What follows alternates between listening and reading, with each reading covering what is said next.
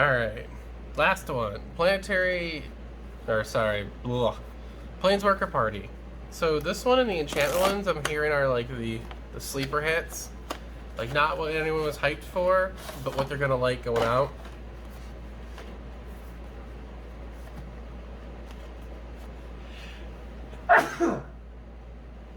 Oof. Sneeze on camera. Rip. Alright, let's see what we got. Yeah, every single one of these has got just the regular one. So lame. So lame. Alright, we got deck, pinup, pack.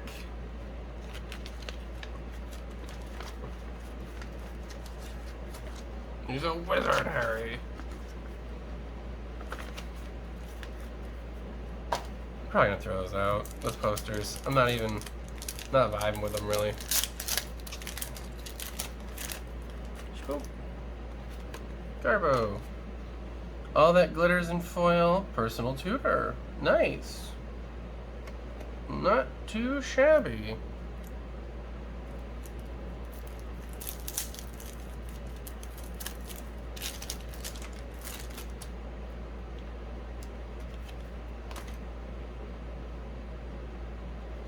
Tokens. Cardboard cutout commander. Actual commander. Backup commander. Alright, let's see. Land cycle. Ooh, the Wanderer. Did you get a reprint?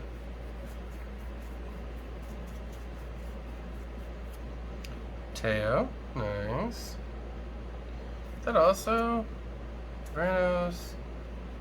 Chandra. Legacy. Oh, he's actually a rare. Hold up. Pump the brakes. These are the rares. When did we. Damn. Already to the rares. Shit. Branos. Nice. Chandra. Gruff. JS Phoenix. Johnny. Elspeth. Deploy the Gatewatch. Gideon. Classic. Norn. Oath of Gideon. OG Jace, looks like it. Architect of Thought. Oh, Mirror Mage, rip. I would have put Space Jace in here instead of Mirror Mage just to fuck with people. Like I might take. Hey, more Chandras. Sharkan, Nahiri, Narset, Fairy's Oath. I might put Space Jace in here just to be that guy. Oh shit, I should put Space Jace in here just to be that guy. Land cycle. Mirror. Nice. We've got more rares than we do commons and uncommons, baby. Yes. So this one might actually be the good deck. Who knows? Legendary Planeswalker, Guff himself. Yep. Yeah, I'll get these done up and we'll see how they played. Alright, so here is the Commodore Guff, Planeswalker Party, Commander Precon, Commander Masters Precon. I'm just gonna stick with text. I'm not even. We're gonna go by price. So, Guff himself is like $5. The cardboard cutout's like 1 or 2. Heaviest hitters, the Voronos Planeswalker, first time in print. Copy of the Chain Veil, Chandra, Spark Double, Mystic Gate, Teo, Chandra again, Cascade Bluff, Silent Arbiter, Guff rewrites history, Leori. So as far as like an actual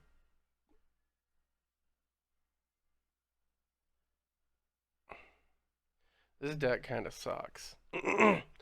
I found it was better to run the secondary commander because you can at least have a flying attacker.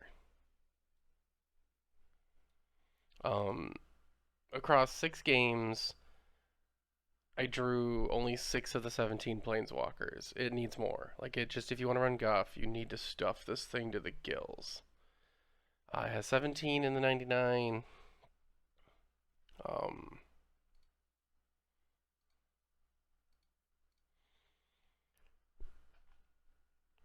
Everybody was really confused it didn't have at least 25, 20, maybe even 30. Uh, just this deck was not fun to play.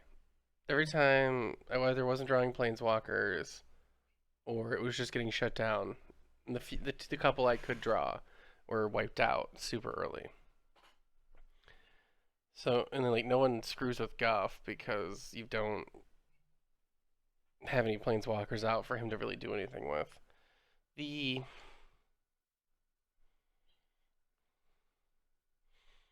So there's like 4 types of commander decks, precons from WotC. One is like a good deck you can play. Like we're still debating on like what edits to put in the Hobbit deck because it just works, right? So it's functionally good. It's not overpowered, so you're not gonna like. It's powerful enough to be spicy, but not too overpowered that someone feels like they got beat unfairly. Um, the second example is the playable but needs edits. Like, oh yeah, buy this one and just swap these 10 cards or something like that. Like the deck functionally works, it could just be better. You're like, oh, this guy does like a 2/2, swap him this 5/5, it does the same thing for the same price or whatever. Or the land base, right? Just tweak the land base a little bit and you'll be fine. Um, but like it still functionally plays. Uh, which would be like trying to think of a good example. The Host of Mordor one would be a good example of that. Like it works, but it could be a little bit better. A couple of the March of Machine ones would be another example. The Wilhelt deck is an example of both. Like it's an example of that. Like it slaps out of the box, but like with a little bit of tweaking, it's a monster. Um, that's the Undead, whatever from Midnight Hunt. Then you get to like, there's a functional idea here. It just doesn't fire. Like an example of that would be the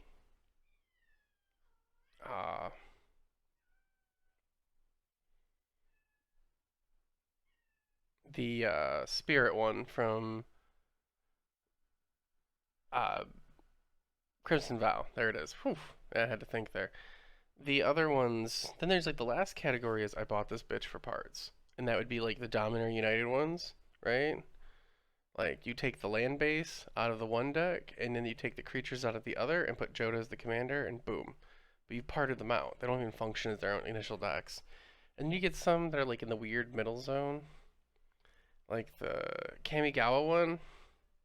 I guess there's just decks that are bad. The Kamigawa vehicle one is kind of just bad, but there's stuff in there that's like worth money.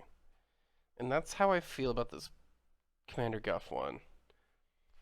Is there stuff in here worth money? And in theory, if you bought it at 60 something and sold it for the 93 whatever, you'd be making your money. But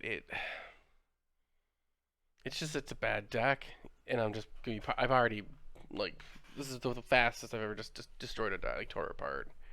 I thought about trying to like tune it up, but like I'm better off picking a Super Friends commander of some kind and just rocking and rolling like a Joda or even I guess Gideon doesn't really count. He's not a really good Super Friends using his 5 color. But yeah, this deck is like kind of disappointing. And from what I've played of the other ones, it's not looking like. So there's this weird thing it has with precons where if you play them against each other, Like the March of the Machine ones are an example where they're designed to really like the night one holds up against other people I've seen. I've yet to fully review those products, but they probably really like they're really well balanced against each other. And you see the same thing with Cabana. The Cabana decks are basically just part outs. They have these really interesting niche ideas, but you're only using maybe you're taking the idea, but you've basically disassembled the deck, and it's not even you've parted it out and made another deck with those cards. Even if it's the same idea, you know what I mean? It's not like the same as I kind of see like swapping. Basically, you've taken 20 cards out of them and put them into another deck versus putting 20 cards into it. But the Cabana decks are really good against each other. They're all really weird, they're niche, they do cool things, they're all tricolor. And that's what I wonder if I should do that with these, is play them against, get like 3 buddies in a room, which is really hard it seems, and just be like, we're gonna throw hands with these decks and see how they go. Yeah, this deck feels like it should have been the normal $30 to $40 Precon.